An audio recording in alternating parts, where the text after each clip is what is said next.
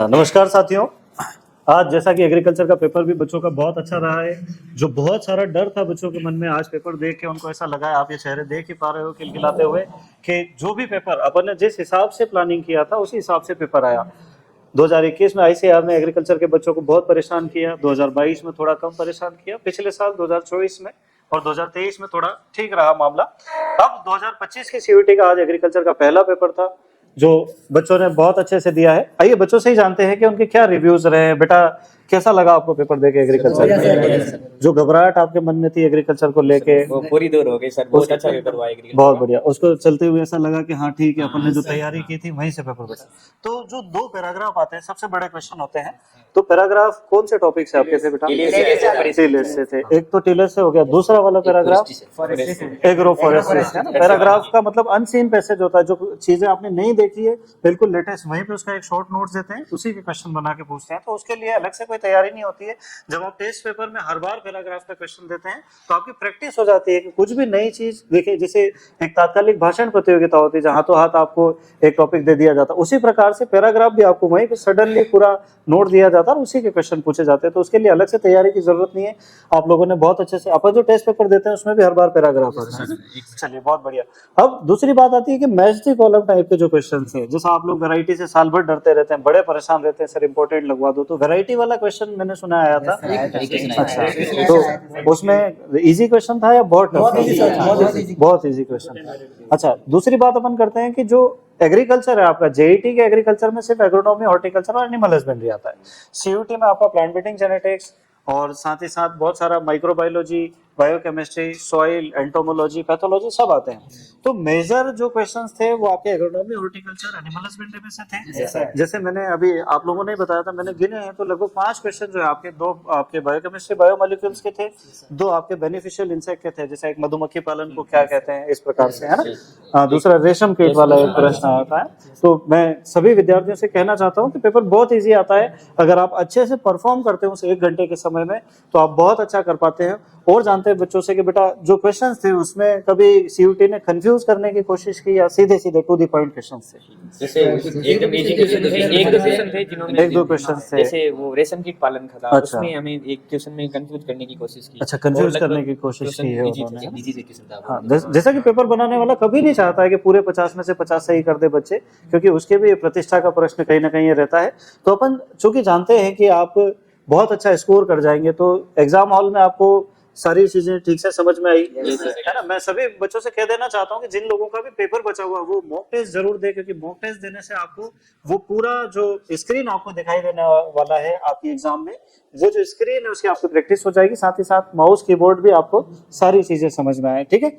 अच्छा, दूसरी बात, आपको एक बात ये आने वाले बच्चों के लिए मैं पूछना चाहता हूँ कि एग्रीकल्चर का आपको कितना टेंशन लेना आने वाले जो बच्चे उनके लिए? ज्यादा टेंशन तो नहीं लेने चाहिए। जैसा हमने पूरी साल में पढ़ा है वही चीज आती है। और हम जो एक साइड अपनी और ये टेस्ट सीरीज लगभग उसमें से बहुत क्वेश्चन आते हैं सर। करंट अफेयर्स वाला नोट। और कोई बच्चे एग्रीकल्चर हल्के में लेते हैं, वो नहीं लेना है। अच्छा आ रहा है पेपर, एग्रीकल्चर को हल्के में नहीं लेना है बेटा, है ना। देखो ये जो बच्चे यहाँ खड़े हैं ये साल भर से तैयारी कर रहे हैं। इनकी एक बहुत अच्छी स्ट्रेटेजी रही कि इन्होंने अपना टाइम टेबल बनाया, इनके उठने सोने का टाइम फिक्स था, इनकी क्लासेस, इनके टेस्ट सीरीज, हर चीज की classes, revision classes, doubt classes, सारी चीजें इन्होंने की है, तब जाके इतने खुश दिखाई दे रहे हैं। यूं नहीं सोचना है कि एग्रीकल्चर का पेपर लल्लू आता है ना। पेपर बहुत स्टैंडर्ड आता है, पर अगर अपनी तैयारी इस लेवल की, जैसे पाकिस्तान ने भारत पे हमला करा, अगर अपने पास जो इंटरसेप्टर मिसाइल्स अच्छे लेवल की नहीं होती तो वो सारे ड्रोन जो हवा में गिर गए वो जमीन पे आके गिरते हैं। तो आपको तैयारी बेहतर करना है, अपने आप को हर समस्या के लिए तैयार रखना है। दूसरी बात, घबराना नहीं है, क्योंकि घबराहट में आपका क्या होता है कि कुछ एक क्वेश्चन जो गलत हो जाते हैं, सिली मिस्टेक्स हो जाती है। ठीक है। तो अच्छे से मॉक टेस्ट की प्रैक्टिस करो ताकि आपको बहुत सारी चीजें ऐसी पता चले वहां पर। आप लोगों ने मॉक टेस्ट दिए थे? Yes sir. क्या मॉक टेस्ट देना हेल्पफुल रहता है वहां पे? अच्छा, मॉक टेस्ट में मुझे एक समस्या दिखाई दी कि जो हिंदी का क्वेश्चन अगर मैं इंग्लिश करता हूँ तो ब्लैंक हो जाता है मामला। ऐसा कुछ नहीं है, वो मॉक टेस्ट की समस्या, मेन पेपर में ऐसी कोई समस्या नहीं आती है। तो मैं बच्चों को बता देना चाहता हूँ बेटा कि हिंदी इंग्लिश लैंग्वेज का जो प्रॉब्लम है वो सिर्फ मॉक टेस्ट में है, वो मेन पेपर में नहीं है। मेन पेपर में आप जिस प्रश्न का इंग्लिश देखना चाहते हो आप लैंग्वेज चेंज करो, उसका आंसर देखो, फिर से हिंदी कर लो, फिर से कितनी भी बार करो, सैकड़ों बार, वो लोग मना करने वाले नहीं है। ये मॉक टेस्ट में कहीं ना कहीं ग्लिच रह गया, जिसको टेक्नोलॉजिकल ग्लिच कहते हैं। उन्होंने हिंदी और इंग्लिश दोनों वर्जन नहीं दिए, मॉक टेस्ट केवल एक ही वर्जन में दिया है। आप जो खोलोगे वही खुलेगा। तो मैं सीयूटी से भी इस बारे में बात करना चाहूंगा। बताऊंगा बाद में। आप लोग कुछ बच्चों को ये कहना चाहते हैं कि अच्छा, आप पहले सबसे पहले तो आप ये बताओ कि अब आप लोगों की क्या प्लानिंग है आगे जाके?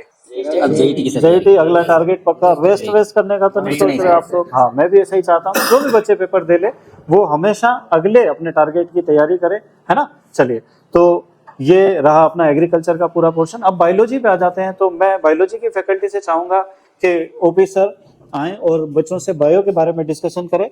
उसके पहले मैं आपको 2 मिनट के लिए बता देता हूं कि जो आपका सीयूईटी का 50 क्वेश्चंस का जो आपका बाइफर्केशन था वो इस प्रकार से था कि 14 से 15 प्रश्न आपके एग्रोनॉमी में आए, 10-11 प्रश्न आपके हॉर्टिकल्चर में। मैं ये इसको 10-11 इसलिए बोल रहा हूँ बेटा, क्योंकि एक विटामिन B3 की कमी से पेलेग्रा रोग होता है, उस रोग का क्वेश्चन वो हॉर्टिकल्चर में भी पढ़ाते हैं, अपन एग्रोनॉमी में पढ़ाते हैं, इसलिए वो दोनों लोग हम लोग काउंट कर रहे हैं इस कारण से। एनिमल हस्बेंड्री के आपके 10 क्वेश्चन आए, इसके अलावा 5 क्वेश्चन जो थे वो आपके बायोमोलिक्यूल्स, बायोकेमिस्ट्री और बेनिफिशियल इंसेक्ट्स में से आए थे। तो इस प्रकार से ओवरऑल जो अपन कह सकते हैं कि पेपर तो बहुत स्टैंडर्ड लेवल का था, पर आउट ऑफ सिलेबस या आउट ऑफ कॉन्टेक्स्ट जो है उसने क्वेश्चन नहीं पूछे, जो आप लोगों ने पढ़ा साल भर। हम लोग वैसे भी एग्जाम के पॉइंट ऑफ व्यू से जब पढ़ते हैं तो 2-3 गुना पढ़ लेते हैं, उसी में से प्रश्न आया था। कोई बहुत ज्यादा एक ही टॉपिक को उन्होंने इंपॉर्टेंस नहीं दिया, पूरा डाइवर्सिफाइड पेपर आया था, मतलब हर टॉपिक को उन्होंने कवर करने की कोशिश की, हर प्रकार के प्रश्न बनाए, और बहुत अपन कह सकते हैं कि डायरेक्ट क्वेश्चंस थे, बहुत इनडायरेक्ट क्वेश्चन नहीं थे। सीयूईटी चूंकि एक ही प्रश्न में 3-4 क्वेश्चन पूछ ले, इस कारण वो पेपर थोड़ा लेंथी था। तो एक तो आपको 15-20 मिनट में पेपर करने की कोशिश नहीं करना है, दूसरा बहुत स्लो पेपर भी नहीं करना, नहीं तो एग्रीकल्चर जैसे सब्जेक्ट में भी आपके क्वेश्चन छूट सकते हैं, है ना। तो इस बात का विशेष ध्यान रखिए।